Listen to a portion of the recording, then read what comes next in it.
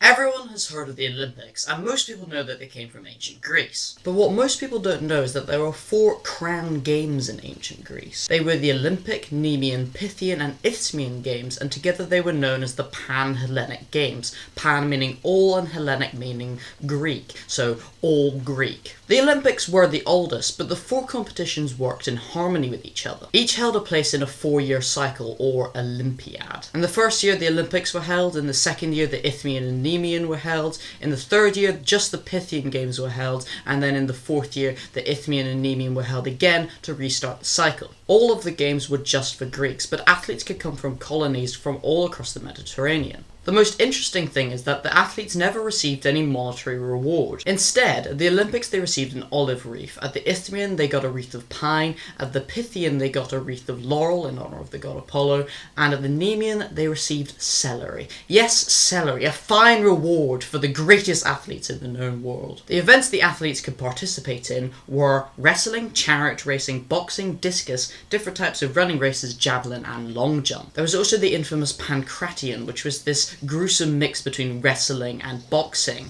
In fact, it was basically just fighting, since there were little to no rules. And of course, you must remember that all of the events, with the exception of chariot racing, were done naked. However, as crazy as this might sound, the games were important cultural events for the Greeks. It gave the opportunity for rival city-states to fight their differences out on the field of sport instead of the field of war. And interestingly, a truce of relative peace was observed to allow athletes to travel to the games. But in 394 CE, the Emperor Theodosius banned all pagan festivals, which of course put an end to the games. But of course, as we all know, the Olympics are still around today, as they were revived in 1896, and it's now the most popular sporting event in the world. However, notably, the modern Olympic Games observe no truce, having been cancelled in 1960, 1940 and 1944 due to the World Wars. Which brings up an interesting thought. What if instead of fighting wars with needless battles and death, and instead we did it with sporting events? The Greeks never achieved this, of course. They probably didn't want to achieve this, as they fought many bloody wars.